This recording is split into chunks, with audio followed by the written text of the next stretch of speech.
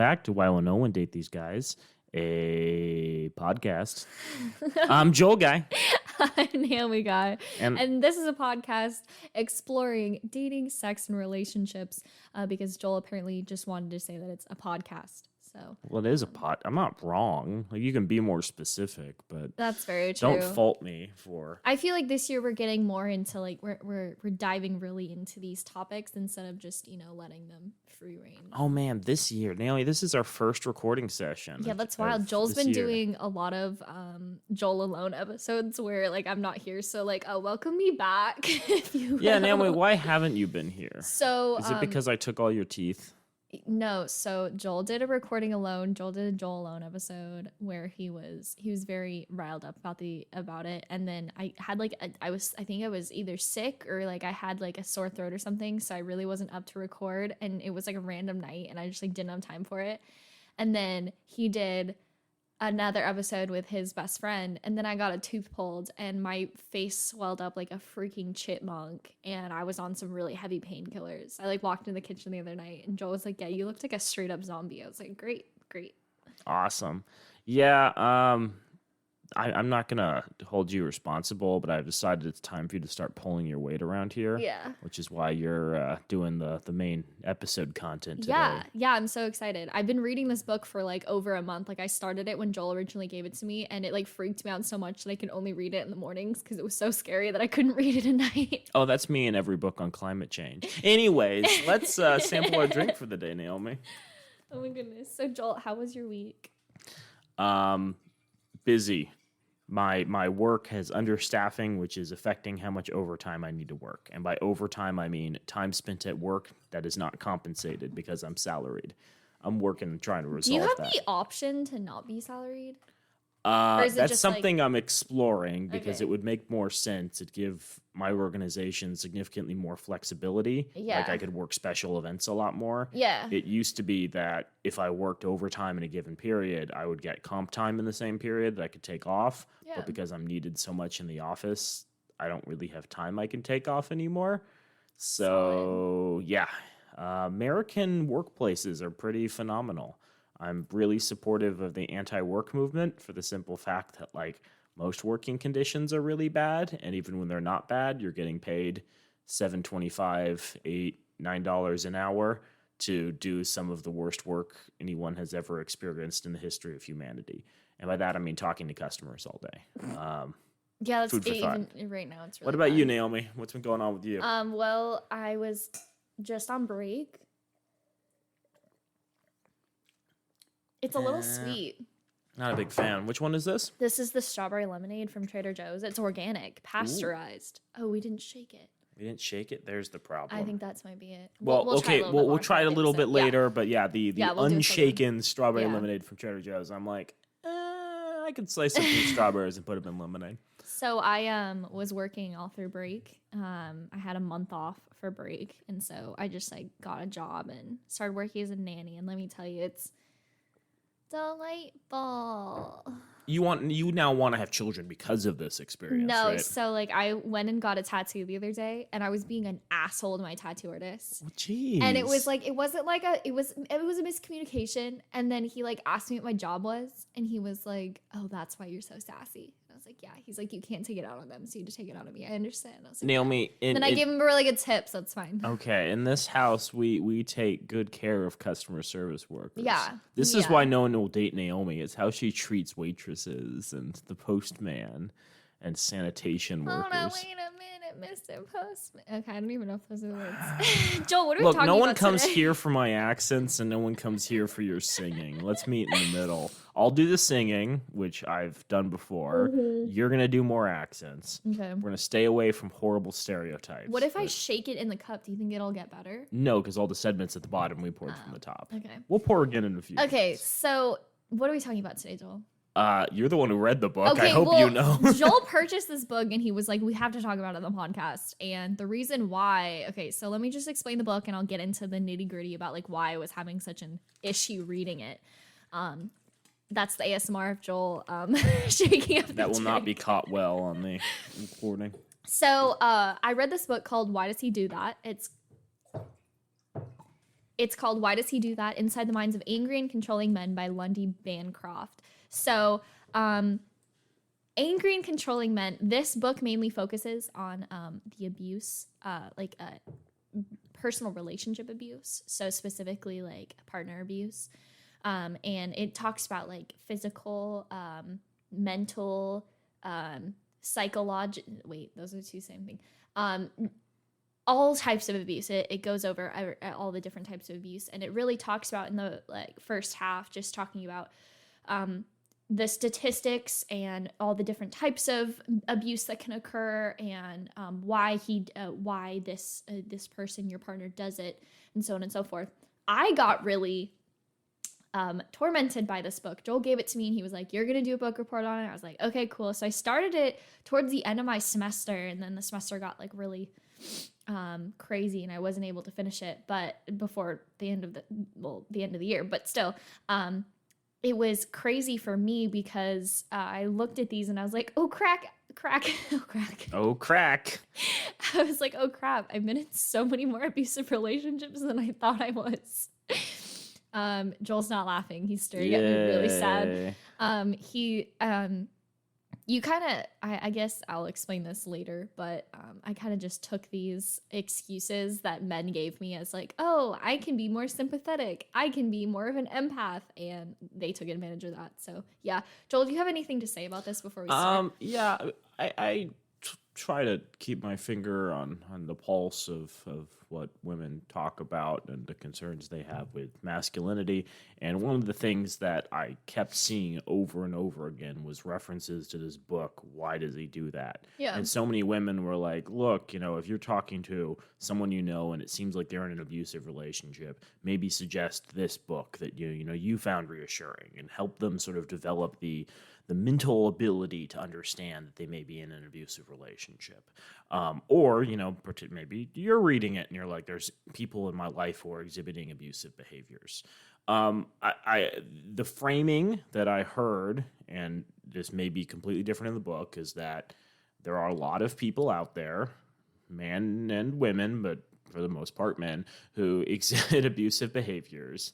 And that's not to say all people who exhibit abusive behaviors are bad individuals, nor that they can't learn, but that it's important to understand what these behaviors are before you can even, determine whether or not you're in a relationship that's worth salvaging. Yes. And we've talked a lot about like communication with your partner, Consent. and consent, and the proper steps you can take to have like a relationship filled with healthy boundaries. But it kind of assumed, I think, in a lot of our conversations that both people were coming at the relationship with good intentions. Yeah. And both people, were trying to actively work on themselves and make the most out of the relationship. And unfortunately, I would say a disproportionate number of relationships, and I won't put a number on it, have some degree of dysfunction, potentially caused by outside external factors, such as how much money people make and whether or not they can afford basic necessities, but also internal dynamics such as the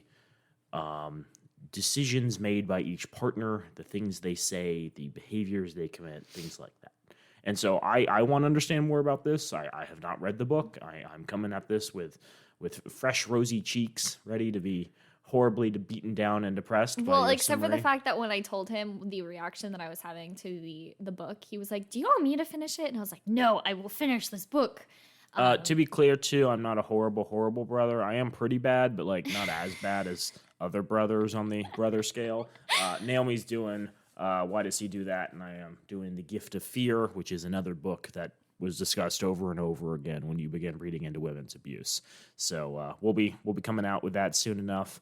I think The Gift of Fear is equally compelling, though I have some quibbles with how the author frames the necessity of police in order to get rid of horrifying individuals in our society. Yeah, Good so stuff. talking about authors, let's talk about Lundy Bancroft and why he wrote this book. Why he did that? Why he did that. So Lundy Bancroft is the author of Why Does He Do That? And he is the co-director of the first counseling program in the United States for abusive men. He said in the United States, he said also it could be the world, first abuse counseling program. So he's been doing it for, at this point, I don't know when this book was published, but he'd been doing it for 15 plus years at that point. So he works with not only the abusive men, but also the partners of these men, former and current partners of these men.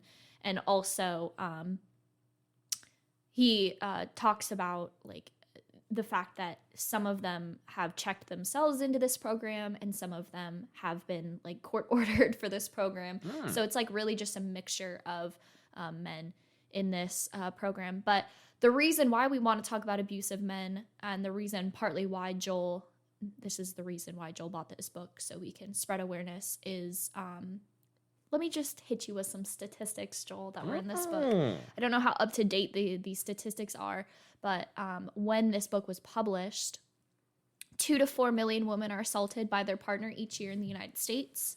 The United States Surgeon General has declared that attacks by male partners are the #1 cause of injury between the ages of 15 and 44. The American Medical Association reports that 1 woman out of 3 will be victim of violence by a husband or a boyfriend at some point in her life. The emotional effects of partner violence are a factor in more than 1/4 of female suicide attempts and are a leading cause of substance abuse in adult women. Government statistics indicate that 1,500 to 2,000 women are murdered by partners and ex-partners each year, comprising more than 1/5 of female homicide victims, and that these homicides almost always follow a history of violence, threats, and stalking. There are millions more women who have never been beaten, but who live in repeated verbal assaults, humiliation, sexual coercion, and other forms of psychological abuse, often accompanied by economic exploitation. So I really just want to jump right in and talk about this. Go ahead. Sorry, I don't mean to interrupt your hustle and flow, but I did look through the book. The book was published, at least this edition, in 2002. Okay. Some up-to-date statistics from, it looks like, 2019 for the United States say that nearly 20 people per minute on average are physically abused by an intimate partner in the United States. During 1 year, this equates to more than 10 million women and men. 1 in 4 women and 1 in 9 men experience severe intimate partner physical violence, intimate partner contact sexual violence, and or intimate partner stalking with impacts such as injury, PTSD, use of victim services, and contraction of sexually transmitted diseases. Not that that's ever happened. 1 in 3 women and 1 in 4 men have experienced some form of physical violence by an intimate partner. 1 in 7 men and 1 in 7 women and 1 in 25 men have been injured by an intimate partner. 1 in 10 men have been raped by an intimate partner. Data is unavailable in male victims due to both underreporting and a lack of research into that field. 1 in 7 women and 1 in 18 men have been stalked by an intimate partner. 1 in 4 women and 1 in 7 men have been victims of severe physical violence, beating, burning, strangling by an intimate partner. There are typically 20,000 phone calls placed to domestic violence hotlines nationwide on a typical day. Intimate partner violence accounts for 15% of all violent crime. So that actually, those statistics have gone up since 2002. That's interesting. I'm guessing that's because of the Me Too movement. Yeah, I mean, obviously, I think there was probably a lot of underreporting up until, I mean, even now, there's probably a lot of underreporting, but I think the rate of reporting of violence has probably gone up as awareness has spread. Yeah. I don't know if that means there's been a serious rise in domestic violence, but I do think that's something that's potentially concerning because we like to think of ourselves as a highly educated, developed society, and if the rates are higher than they were in the past, even accounting for additional education and outreach. Clearly, something still needs to be done. Yeah, good stuff. So please get back in. Okay, let's This is talk going to be the about this. episode that breaks me. So something that I really want to dig into right away, and I want everyone who's listening to this episode, everyone listening to this episode, to remember throughout this episode, is the stereotype about the good guy to others and the bad guy behind closed doors is completely true. And always remember that the abuse is the problem that lies entirely within the abuser. So I want you to keep that in mind. Obviously, I'm going to dig into that a little bit more throughout the episode and explore those topics. But as for right now, I want you to remember those 2 things. So often when men are describing abuse, their version of abuse is very different than their partner's. As long as everyone believes that the man and his partner, as long as everyone believes the man and his partner isn't dead, there's no abuse present to him. Inside his head, his behavior makes sense. The abuser creates confusion because he has to. He can't control and intimidate you. He can't recruit people around him to take his side. He can't keep escaping the consequences of his actions unless he can throw everyone off his track. When the world catches onto an abuser, his power melts away. So let's talk about... Interesting. This was published in 2002. Yes. I wonder if a newer edition has been published in the wake of Me Too. Because I think while there is a lot of... There have been repercussions for a lot of influential people due to Me Too. Yes. A lot more of them were super wealthy and kind of escaped all of that. I thought it was really cool and good that Louis C.K. now has another stand-up special out. I haven't seen it. I have no plans to see it. I'd love to know if there are any jokes about him masturbating in front of women in rooms that they couldn't easily leave. Kevin Spacey's abusers, a lot of them died mysteriously, and Kevin Spacey, it appears, has returned to the public spotlight in different ways. Various media figures in different media corporations faced repercussions and then semi-bounced back. And then there's, of course, a number of individuals who are accused credibly of misconduct, and then nothing was ever done, and that's kind of faded from the public limelight.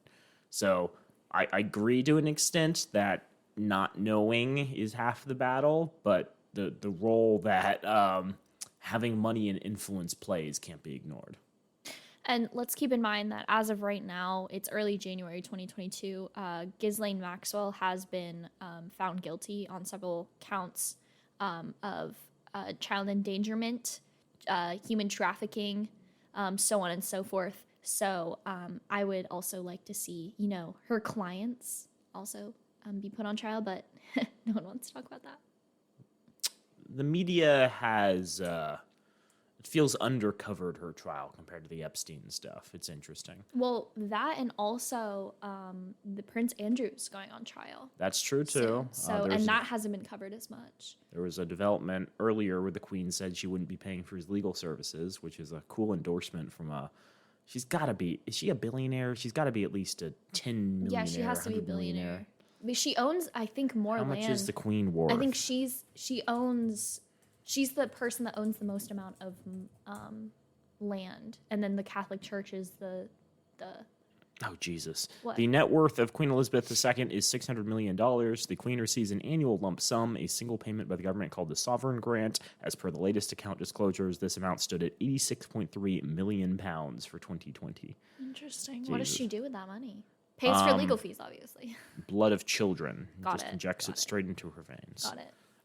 Okay, so. Lundy Bancroft, like I mentioned before, works with the partners, former, current, future partners of these abusers.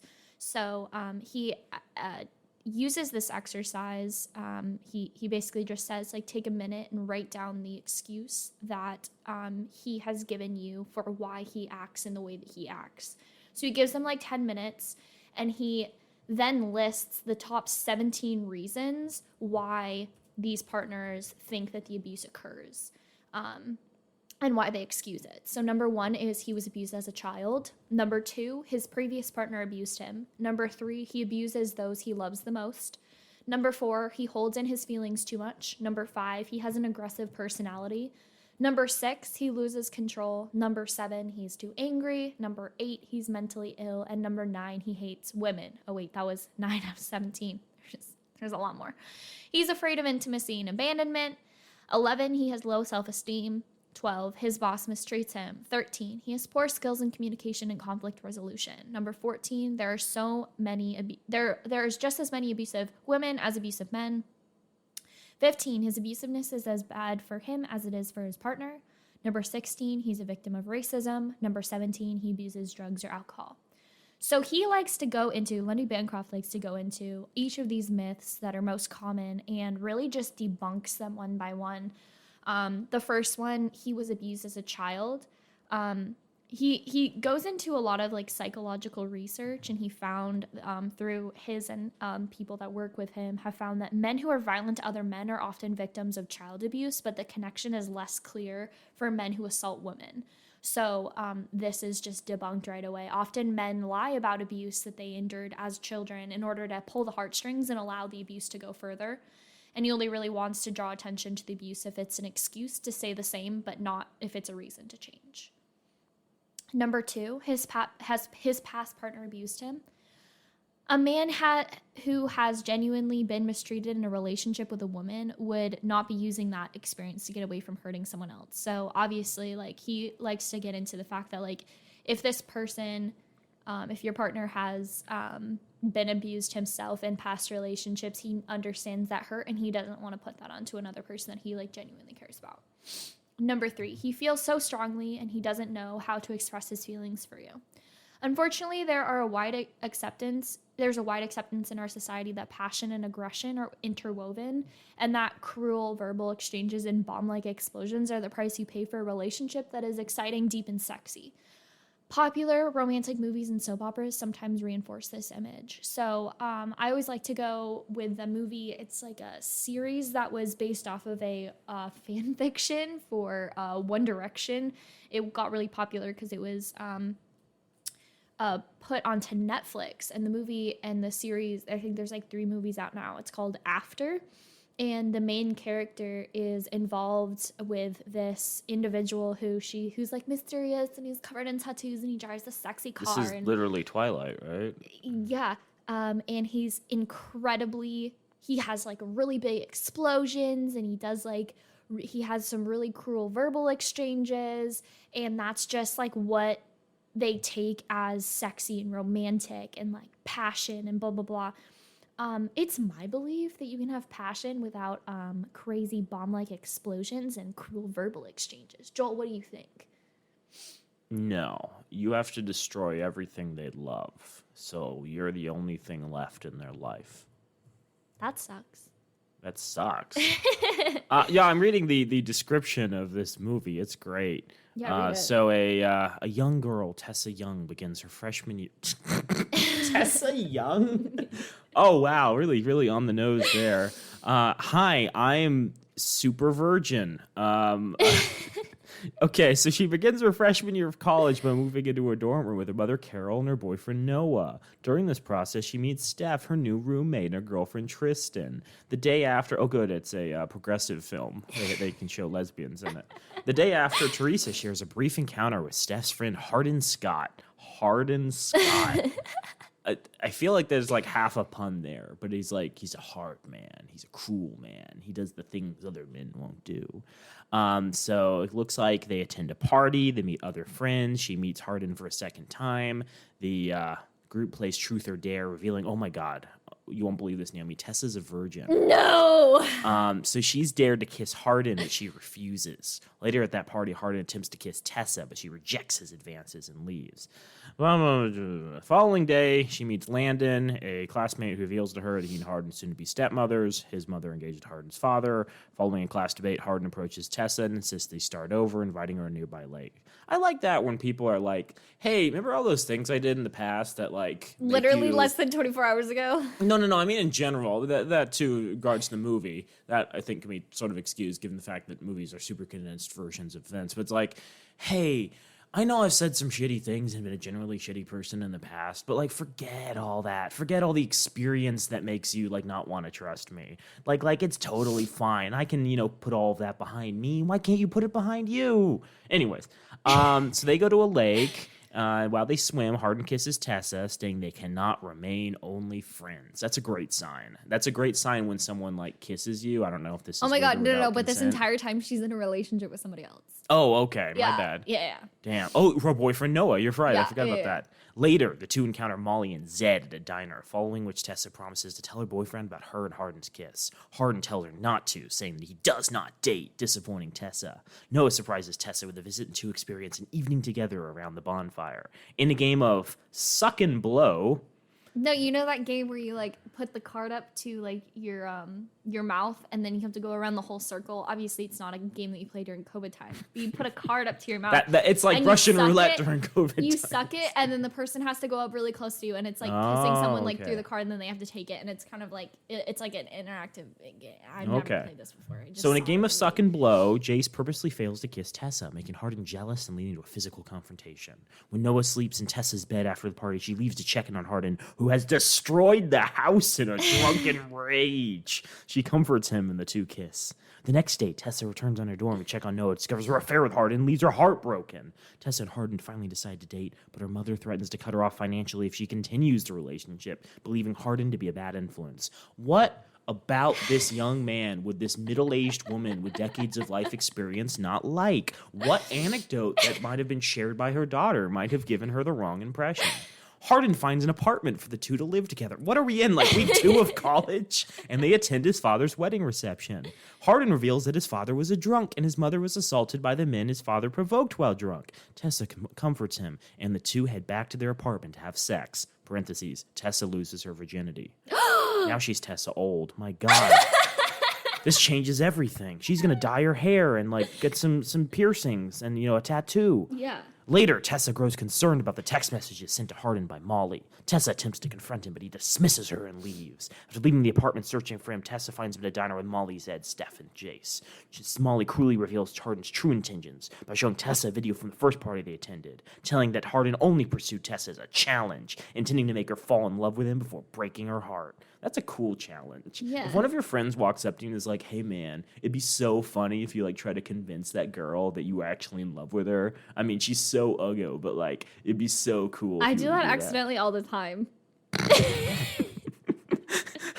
Anyways, Hardin attempts to convince Tessa his intentions changed as he got to know her, but Tessa ends their relationship. What's this movie? 10 Things I Hate About You. That's it. That's the same plot. They're just ripping that off, which is, of course, Shakespeare, but whatever. Tessa leaves heartbroken and returns home to reconcile with her mother and Noah, who both forgive her. Oh, what a good guy, Noah. He gets it that it's a tumultuous time as a young adult starting college, and bad mistakes can be made. Noah's a high not school defined by senior. our mistakes. Oh. Yeah. In the weeks that follow, Tessa cuts ties with Steph and her group of friends, eventually interviewing for an internship at Advanced Publishing to leave college altogether. Okay. Before she leaves college, Tessa's lecturer, Professor Soto, hands her an essay written by Hardin, which he confesses his love for Tessa. After reading it, she returns to the lake to meet Hardin. Dun, dun, dun. But there's now 3 movies in total. Jesus Christ! And one of them has like one of the Sprouse brothers in it. Remember him from Sweet Life on Deck? Sweet Life. Oh God, Zack and really? Cody. Yeah, so he was in one of the movies, and one of the most famous quotes from this movie, it like the sound went viral on TikTok. It's like, fucking Trevor, and it's like the funniest thing I've heard from the entire movie. That was like the most entertaining part of the second movie. Awesome. So does she continue a relationship with Noah and Hardin? No, so he doesn't. They just, Noah and her remain friends. Oh, that's good. Yeah. So Noah, this is funny. Noah, the actor that plays Noah in the After movie, he's also in this series called You, which is about this. Oh, right. Really psychotic guy who goes after women. He like becomes obsessed with them and like stalks them basically. Well, that's my fan fiction. Everyone's really enamored with him too, even though it's extremely abusive what he's doing. He's like stalking them and like killing everyone that gets in his way and like burying them and then making sure nobody can like track him. And then he finally gets married. How are they keep making these films? I'm looking. No, it's not what. Okay, It's based off of a fan fiction. I understand that, but I'm looking at the reviews. The reviews are horrible. It has an average of 13%. On Metacritic is a weighted average score of 14. Sorry, that's the sequel. The original one has a weighted average of 30 out of 100 on Metacritic. Wow. But it's also not making a huge amount of money. I'm sure the production is nothing. I don't know. But every time that they have a new movie, there's new parents. Because they can't keep the same actors. Okay, so the first movie's budget was $14 million, made a $70 million box office. Okay, so that's why they keep making sequels, because the box office, the second was $48 million, and the third one was $21.6 million. I think the first movie did so well because it was based off of a fan fiction that was found on Wattpad, and it was about One Direction. So everyone thought that they were going to do like a One Direction themed like movie. I think that's what it was. There's a lot of 1D fans out there still. Okay, we've gotten super off track. Anyways, but now you know what I'm talking about the whole like media thing where like you start a relationship and you're like in the media, they're like, oh, you're gonna live happily ever after. It's like a Hallmark movie except so much worse and so much more abusive. No, I totally get where you're coming from. And you're correct. I think this was a problem in a lot of romantic comedies in the 1980s and 90s, and still is, but I've seen a lot more of those than I've seen anything in the 2000s, 2010s. It's people miscommunicate on purpose. People lie through their teeth. People do. I don't know why this trend is making women try to fall in love with you. What's that other one with Matthew McConaughey? How to Lose a Guy in 10 Days. 10 Things I Hate About You. How to Lose a Guy in 10 Days. This movie. They're all the whole, I got into a relationship with you is on a dare, but now we're in love. R.A.P. Heath Ledger. That's all I'm going to say. Oh, such a beautiful man. Anyways, I apologize for sidetracking, but it is interesting. Number 4, he holds in his feelings too much and then just explodes. So going back to Bundy. Ted Bundy, writer of this book. Why does he do that? Exploring the motivations of a man who... Was he the one who blew up? No, that was Ted Kaczynski. What did Ted Bundy do? Was he the serial killer? He was the serial killer that killed sorority girls. Oh, nice. Yeah, he like broke in and did like, anyways. So why did I do that? Bancroft, can we stop? So we're going back to why Bancroft debunking a bunch of myths about abuse, excuses. So many clients that Bancroft had were better at expressing their feelings than the typical man. This was just an excuse to cover up the abuse. So what he's basically trying to say is that these people, these abusers, are saying that they're holding in too much and they're just exploding as an excuse. But they're actually really good at expressing their feelings because they have to be intellectually smarter than their partner in order to get away with what they're getting away with. Wait, not... Well, that feels derogatory towards women who are more likely to have higher education degrees. So I'm gonna follow this up with information later on, talking about the fact that I'll just go over it now. When these when men and women are tested, let's just say for reasons like court orders and stuff, when they're trying to like figure out who's gonna have custody of the children, men statistically, this is as of 2002. And these specific cases that he's seen, statistically, men test better than women do. What are they being tested? On psychological tests that are court ordered. Interesting. Yeah. I'm not sure what to do with that information quite yet. Okay, we'll talk about it more later. So the pressure cooker feelings actually stems from a lack of empathy of your feelings. So this could be you are sick and cannot prepare him a dinner after he gets off work and he explodes even though you're the one who's sick and like you can't take care of him because you're taking care of yourself. Yeah, I feel this is a trap a lot of people fall into, and obviously there are degrees of this that are acceptable and degrees that aren't. A common failing of like the human psyche is to make the assumption that the actions of an individual are their entire character.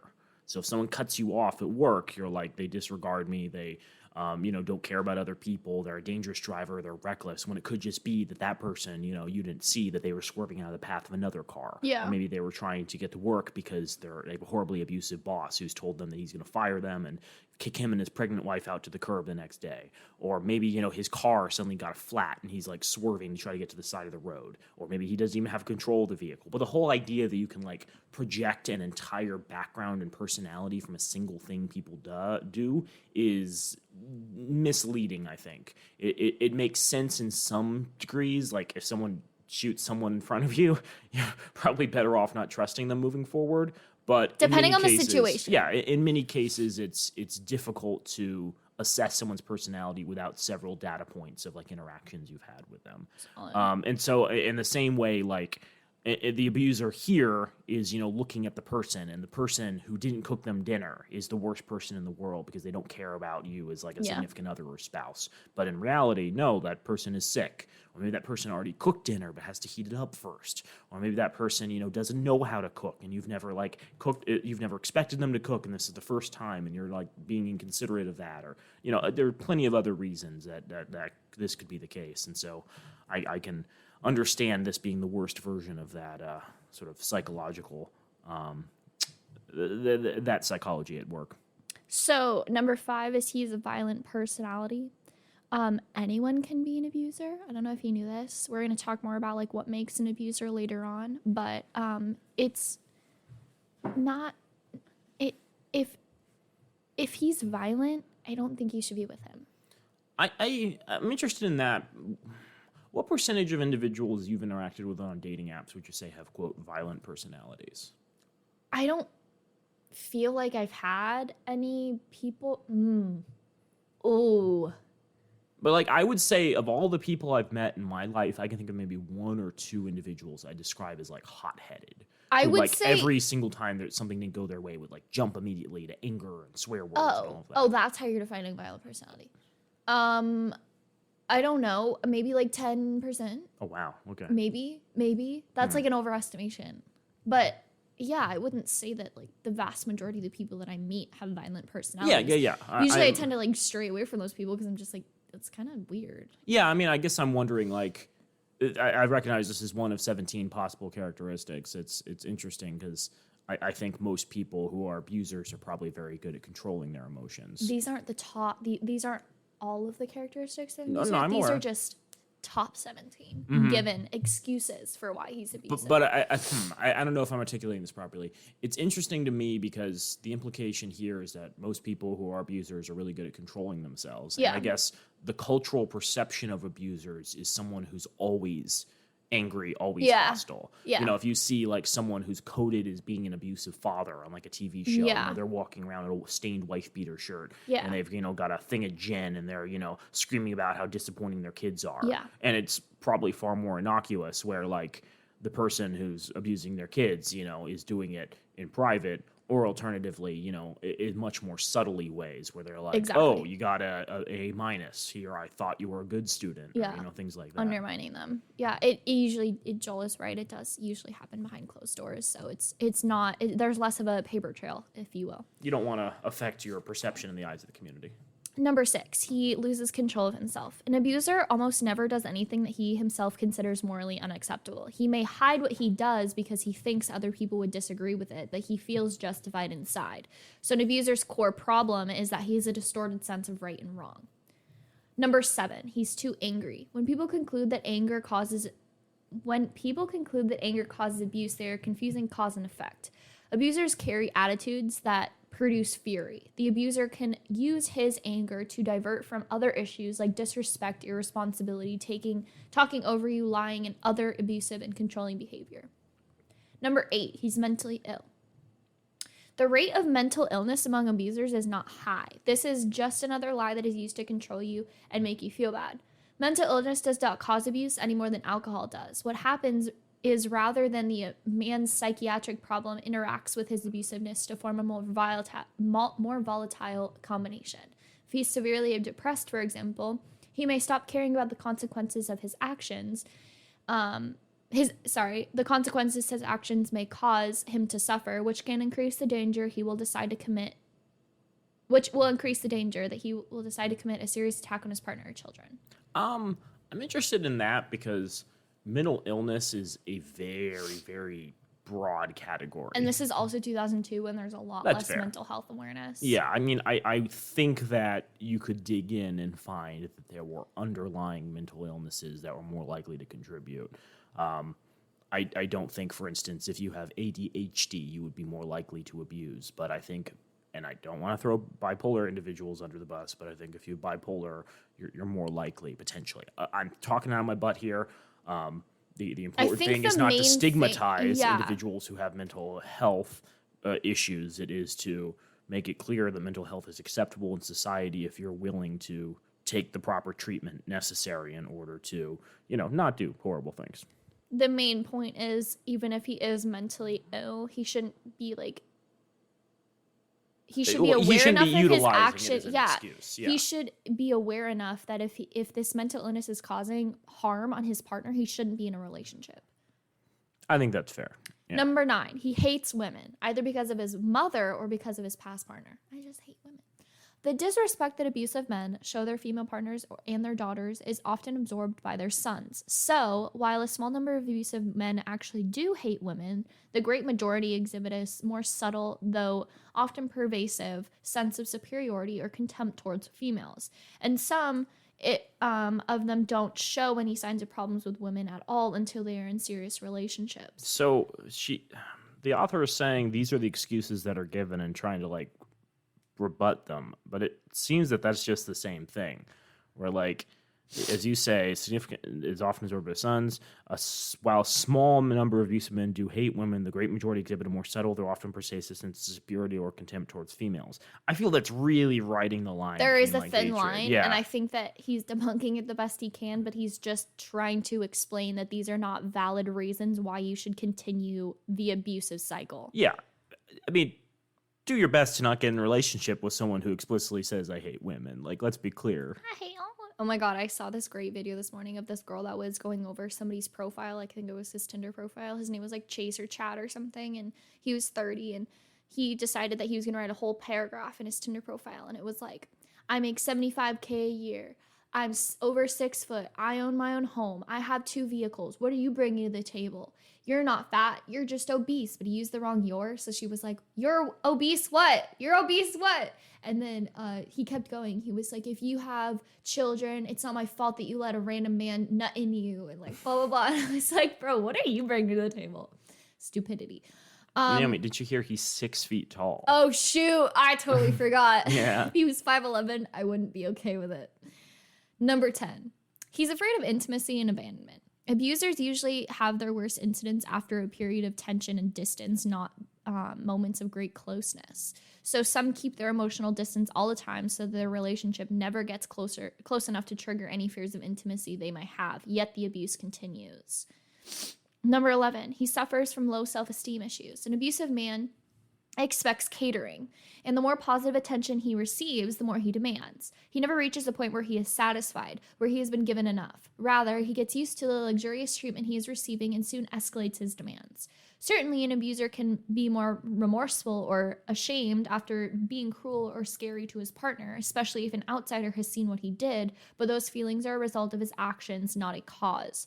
And as a relationship progresses, an abusive man tends to be more comfortable with his own behavior and the remorse dies out. I'm thinking of the board game community, and there's online sites where they rank like all the board games ever produced by terms of quality. Okay. And it's not the easiest thing to track because they're like some obscure board games made in Lithuania in the 1940s that like no one else has played. There's 2 reviews that are like, this is the best board game ever in Lithuanian. But the idea is that there are a couple that have stood out where tens of thousands of people have ranked them and said these are really, really good examples of game design. Yeah. And the reason I bring that up is a big problem in game design is creating scenarios where the player doesn't rely upon one overarching strategy to win.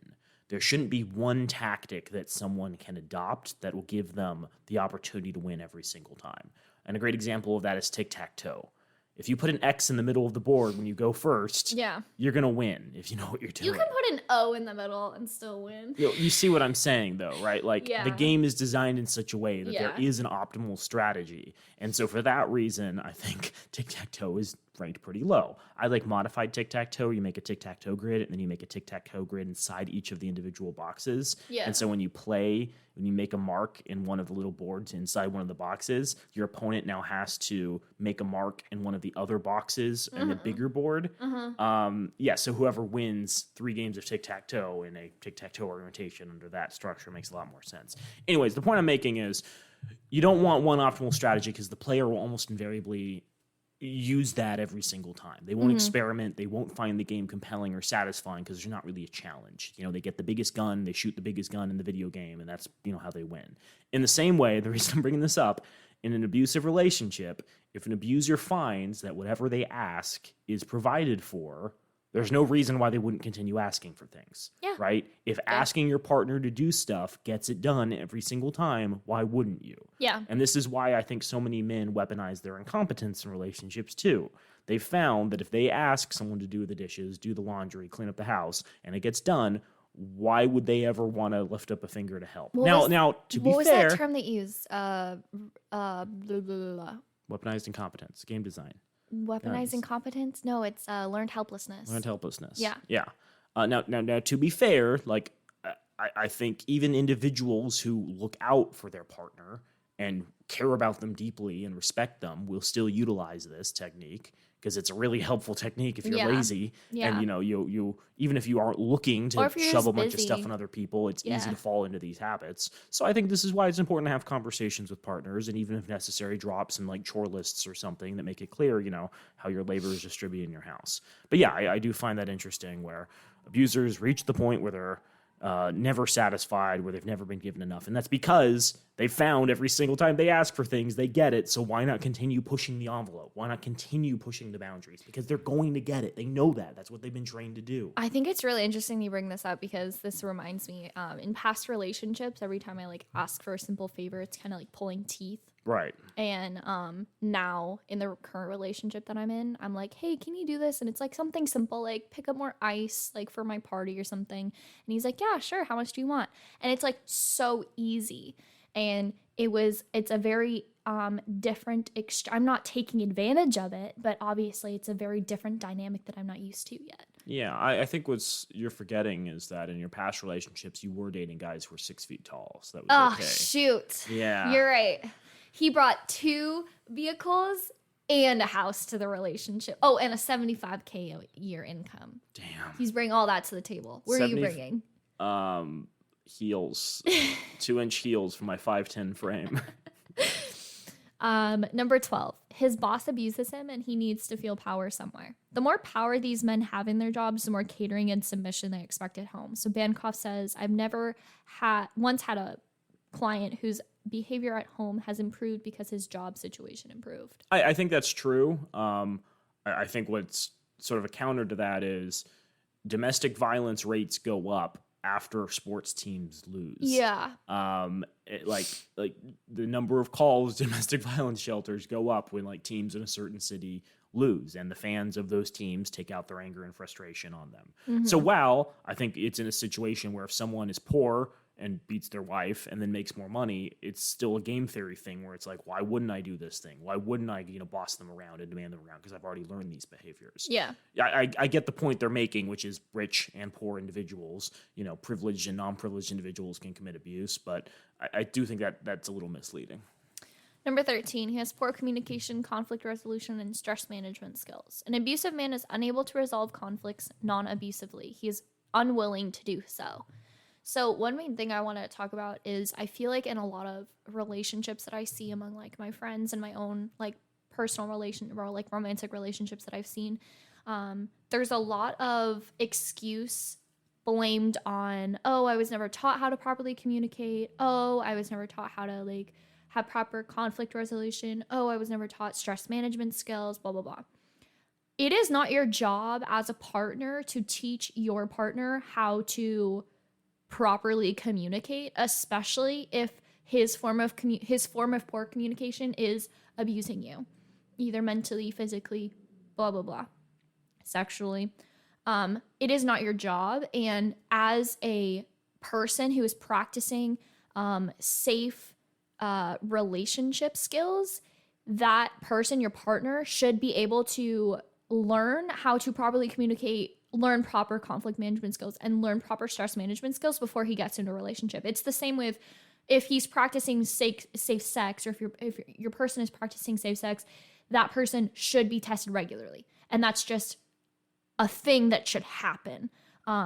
So if it's not your job, and if you make it your job, God bless you. I hope that he's not abusive. And yeah, that's all I had to say. Okay. So number 14, there are just as many, sorry, every time I mess up on this, there are just as many abusive men as abusive women. So everyone craves dignity, and I think this is really interesting that he mentions this. Bancroft says everyone craves dignity. So this being said, there are not a lot of men at this time, 2002, coming forward about abusive relationships. So he's not saying that there are not female abusers. They do exist, but there are a vast majority of more male abusers than there are female abusers. You don't hear about a large percentage of men coming forward and saying like, oh, I'm a victim of something. Again, I'm going to mention this again. This was in 2002. So he mentions everyone craves dignity. How does that tie into it?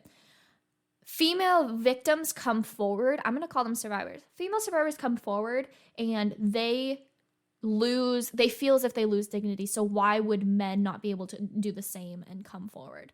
Bancroft says, among my physically abusive clients, nearly 1/3 have been arrested as a result of a call to the police that came from someone other than the abused woman. So I'm looking at some data. In 2000, John Archer conducted a meta-study on 82 intimate partner violence studies. He found that women were slightly more likely than men to use one or more physical acts of aggression and to use such acts more frequently. Men were more likely to inflict an injury, and overall 62% of those injured by a partner were women. By contrast, the U.S. Department of Justice finds that women make up 84% of spouse abuse victims and 86% of victims of abuse by a boyfriend or a girlfriend. Now, it's also worth pointing out that women are more likely to be killed by their male partners than the reverse. 84% of spousal murder victims are female. Women in general are more likely to be killed by their spouses than any other types of assailants combined. And Murray A. Strauss has written that although women may assault their partners at approximately the same rate as men because of the greater financial, physical, and emotional injuries suffered by women, they are the predominant victims. So I do find that interesting because it's saying women slightly more likely than men to use physical aggression, to do so more frequently, but men are far more likely to murder women. And I wonder if that is like just based on, I don't know, strength differentials, where like if a woman hits a man, it's less likely she's going to cause injury than a man hitting a woman. Does that make sense? No, it does make sense. I do also want to dig into the fact that I've heard about a lot of cases where women have reported suspicious activity. Let's just say, like, stalking or repeated break-ins or something by ex-boyfriends, current boyfriends, things of that. I don't know why that person would continue to date the person if they kept breaking into their house. I'm sorry, that was not funny. That's PTSD, but yeah, keep going. And the police don't do anything. I have on a number of occasions been followed home and no one did anything about that. There wasn't even a police report brought up about it. So I've heard about a lot of policemen and women, police, let's just say police, not reporting on or not arresting people that have violent records or have caused fear in the depths of souls of these women. And that leads to very often either violent attacks or murder. Yeah, I think that's important. I guess what I'm trying to get at is anyone can be an abuser. We need to be clear that when we're talking about abuse, we're not making it specifically a gendered issue. That said, the major effects of abuse are violence against women and long-lasting impacts on women. And children. While abusers can be any gender, when we talk about why abuse is a problem, we're probably going to use a very specific gender because women disproportionately suffer the impacts. Does that make sense? Yes, I think you put it more eloquently than I did. You explained it a lot better. Look at me mansplaining abuse to women. I do a great job. Number 15. Abuse is as bad. Abuse is as bad for the man who is doing it as it is for his partner. An abuser can outperform his victim in this is what I was talking about earlier. An abuser can outperform his victim in a psychological test, such as one that is routinely required during custody disputes, because he isn't the one who has been traumatized for years of psychological or physical assaults. So what this is getting at is the fact that, and like it's mentioned before, abuse is about power, and abuse is about getting the satisfaction of feeling like you are the one in control. So the fact that this is bringing up that it's just as bad for the man, if someone is really respects you, they're not going to abuse you. Like, that's just bottom line, just bare minimum. They're not going to abuse you. Yeah, Naomi, you were a lifeguard once upon a time, right? Yeah. Can you describe to me what a drowning person looks like? They flail around a lot, right? They get their arms in the air. It depends on the type of victim, but if you're talking about the stereotypical what you see in movies, yeah. Okay, and what about real life? The same happens, but it depends on how far along the drowning is. Like if it's like really quick, if it's still in action, they're above water and they're flailing a lot and they're struggling to breathe. If they're unaliving, they're probably going to be face down. Okay, what I was getting at, and I'm being obtuse here, is there's the stereotype of drowning, which is someone flailing for help and, all of that. And I was under the impression, correct me if I'm wrong, that a lot of drownings are actually someone kind of goes glug, glug, glug, and they don't know how to keep themselves afloat, and they go underwater pretty quickly. Yeah. Okay. Sure. Again, that's my perception. I'm not saying you oversaw any drownings when you were a lifeguard. That would indicate you were a pretty bad lifeguard. The point I'm trying to make is there's stereotypes of what is considered drowning, and there's the reality of drowning, and sometimes the two can overlap, but there is a distinction between what the public perceives and like what a trained professional might look out for. And in the same way, I think it's fair to say that we have perceptions of abusive behavior that a trained professional would maybe be able to distinguish, maybe not. And I think it's important to remember that a lot of police officers don't receive specialized domestic violence training. They don't receive things like this, which may say, hey, look, domestic violence can manifest in a lot of ways, including psychological distress for women. And so it's important to look out for people who are, hysterical and try to distinguish in a variety of ways whether or not they're hysterical because they're violent or hysterical because they've just been so deeply traumatized. And so I guess the point I'm making is one of the reasons that like women might not be believed is partially because of gross stereotypes and partially because of undertraining. And we need more mental health professionals responding to these incidents rather than officers who probably have not received the training or even good training if they have. I would agree that they don't receive training because a lot of abusers actually have histories or are currently in the police force. That's a really good point. We're talking about all of this, and I think it's important to keep in mind that crime stats are notoriously unreliable in a lot of ways. There have been attempts to standardize them across the United States for years, but like there's different standards for reporting state to state. There's different standards for reporting country to country. And so it makes it very difficult to do kind of a comparison between states and say, is violence going up on the whole? Because the types of violence they record and the ways they consider things violence can be completely different.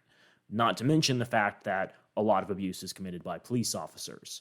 And I've heard a couple of stats that say if you factor in all of the violence committed by police officers in the course of their work, such as beating up suspects, brutalizing suspects in custody, harming people in prisons, raping prostitutes. It would outweigh the total number of violent assaults recorded in the United States each year. I don't know why I bring that up. Yeah. This is a pro-police podcast. We love our police officers. We love our 6 foot. People are just gonna take that out. People are gonna clip that out, and just be like, "He's a proud blue person." You're gonna call me a butt face. I saw you were thinking about it. Number 16. He's a victim of racism. Bancroft says that if a man has experienced depression himself, it could just as easily make him more sympathetic to a woman's distress as less so as it is true among childhood abuse. Number 17, substance abuse makes him abusive. I'm going to say this slow. Alcohol cannot create an abuser, and sobriety cannot cure one. The only way a man can overcome his abusiveness is by dealing with his abusiveness. I'm going to spread a lot of really bad mental health information this episode. Yeah, for sure. Keep going. I'm going to cut myself off. Okay. I think this is a good point we can cut off. There's obviously a lot of content to get through. We don't want to limit ourselves. Is there anything you want to throw in, or can we maybe chop this into two? Yeah, we'd love to have you guys back next week. Next week, we're going to be talking about types of abusive men and characteristics, as well as how abuse begins, sex and abusers, the making of an abusive man, and how culture feeds into abuse. 2002 culture, no less. Woo! Hey, can we just quickly wrap up what we've covered? Because I think it's easy to kind of lose track of the general message. Of course. This week we talked about Why Does He Do That?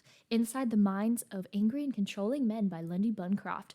We talked about why we're talking about abuse in relationships, common conspiracy theories, common myths debunked by Lundy Bancroft. And we just really just dug into debunking these myths this week. Yeah, I think that's a good summation, and we'll be back next week to continue discussing this book and get into a little more detail about the specifics.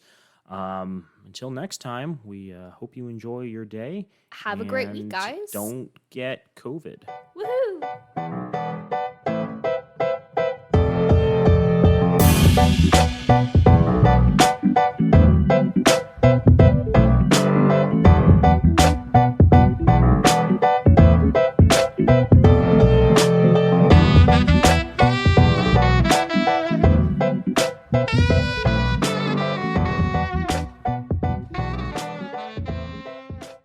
We have many thanks for the use of our theme music, which is the song Drop by Ketsa. You can find more of their music online at ketsa.uk. You can also find Date These Guys online on Twitter and Instagram at DateTheseGuys or visit datetheseguys.org. If you have questions for the podcast or want to be a wealthy sugar parent, send an email to datetheseguys@gmail.com. If you're looking to make an impact in the world, this show strongly recommends Planned Parenthood, a nonprofit organization that provides reproductive health care in the United States. Planned Parenthood provides birth control, long-acting reversible contraceptive implants, clinical breast examinations, pregnancy screenings, prenatal care, testing and treatment for sexually transmitted infections, and abortions. They also do great work for those who are lower income. 4/5 of their clients are at or below 50% of the federal poverty line. Both Joel and Naomi are monthly donors to Planned Parenthood. We hope you will be too.